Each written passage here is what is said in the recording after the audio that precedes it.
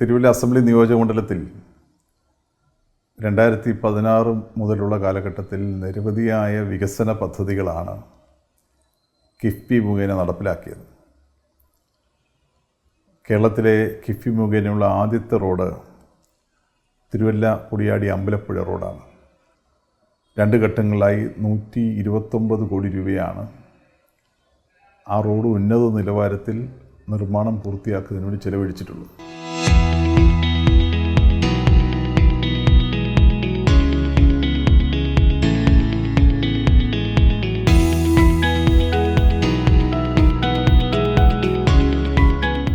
തിരുവല്ല മുതൽ പൊടിയാടി വഴി നീരേറ്റുപുറം വരെയുള്ള ഭാഗം സമ്പൂർണ്ണമായും തിരുവല്ല അസംബ്ലി നിയോജകത്തിൽ ഉൾപ്പെട്ടു വരുന്നതാണ്.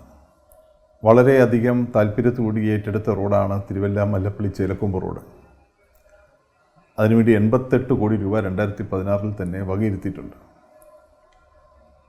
നിരവധിയായ ആളുകളുടെ വസ്തുക്കൾ ഏറ്റെടുത്ത് വഴിക്ക് വീതി കൂട്ടി വേണം ആ നിർമ്മാണം നടത്താൻ. അതിൻ്റെ വസ്തു ഏറ്റെടുക്കൽ നടപടികൾ ദ്രുതഗതിയിൽ നടന്നു വരുന്നുണ്ട്. നിരവധി ആളുകൾ വസ്തു ഏറ്റെടുക്കലിനെതിരെ ഹൈക്കോടതിയെ സമീപിച്ചുവെങ്കിലും നടപടികൾ ഇപ്പോൾ മുന്നോട്ട് നീങ്ങിക്കൊണ്ടിരിക്കുകയാണ്. എൻ്റെ ഫോർവേഡ് നോട്ടിഫിക്കേഷൻ കഴിഞ്ഞ് എൻവയൺമെൻറ്റൽ ഇമ്പാക്ട് സ്റ്റഡിയും സോഷ്യൽ ഇമ്പാക്ട് സ്റ്റഡിയും ഒക്കെ കഴിഞ്ഞിരിക്കുന്നു. 11-1 നോട്ടിഫിക്കേഷനിലേക്ക് നീങ്ങാനുള്ള നടപടികൾ നടന്നുകൊണ്ടിരിക്കുകയാണ്.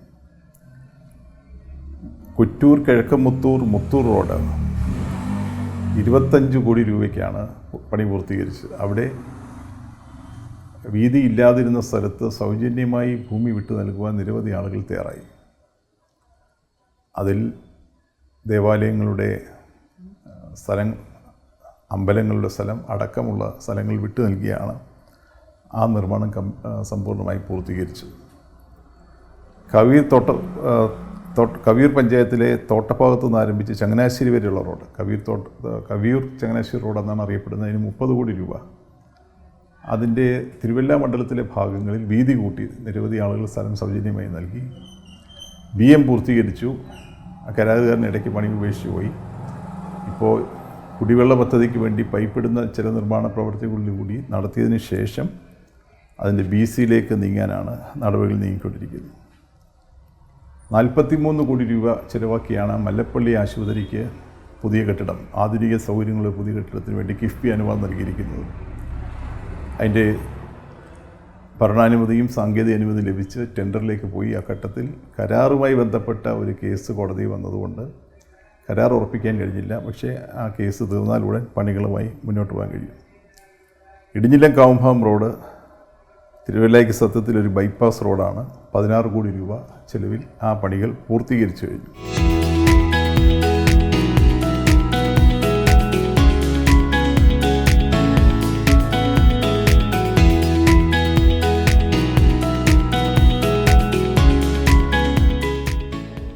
തിരുമൂലപുരത്ത് വാട്ടർ അതോറിറ്റി ഓഫീസ്, തിരുമൂലപുരത്ത് ഒരു ടാങ്കും വാട്ടർ അതോറിറ്റിക്ക് ഓഫീസ് സമുച്ചയം, നഗരസഭയ്ക്കും സമീപ പഞ്ചായത്തുകൾക്കുമായി 58 കോടി രൂപയുടെ കുടിവെള്ള പദ്ധതി. തിരുവല്ല നഗരസഭയ്ക്കുള്ളിൽ തന്നെ 25 കിലോമീറ്ററോളം പുതിയ പൈപ്പ് ലൈൻ കുടിവെള്ള പൈപ്പുകളിട്ട് ആ പണികൾ കമ്മീഷൻ ചെയ്യാൻ കഴിഞ്ഞിട്ടുണ്ട്.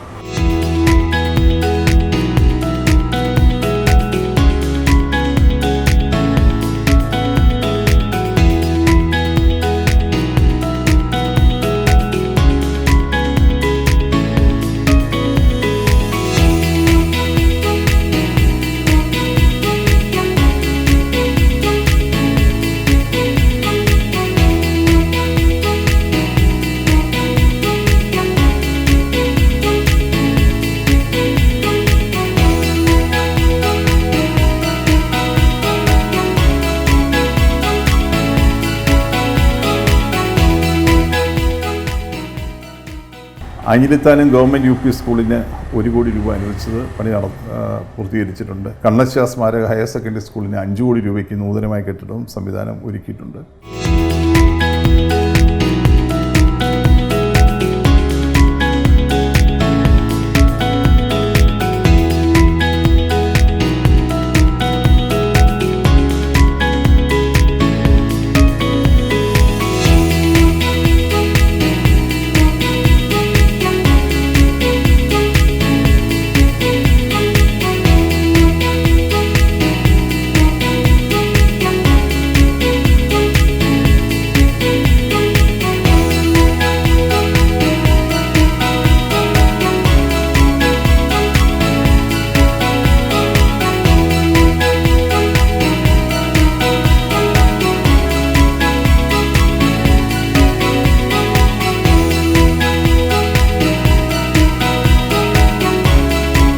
പാലക്കത്തടി സെൻറ്റ് മേരീസ് ഗവൺമെൻറ് ഹൈസ്കൂളിന് പുതിയ കെട്ടിടം പണിയാൻ 3 കോടി രൂപ അതിൻ്റെ പണികൾ നടന്നുകൊണ്ടിരിക്കുന്നു.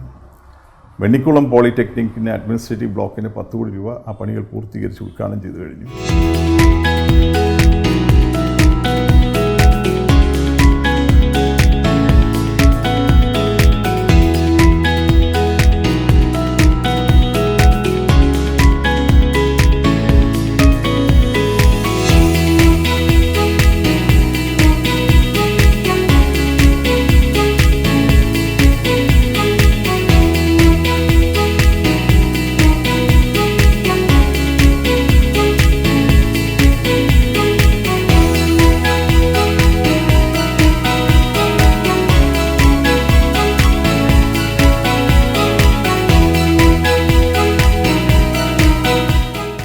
ഇനി തിരുവല്ല നഗരസഭയിൽ ആധുനികമായ അറവുശാല നിർമ്മിക്കുന്നതിന് മറ്റൊരു 12 കോടി രൂപയ്ക്ക് അനുമതി നൽകിയിട്ടുണ്ട്.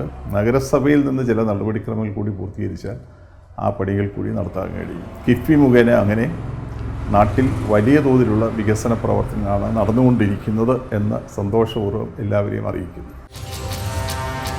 രജത ജൂബിലിയിൽ കിഫ്ബി ഉറപ്പാക്കുന്നു ധനലഭ്യത, ഗുണനിലവാരം, സമയക്രമം.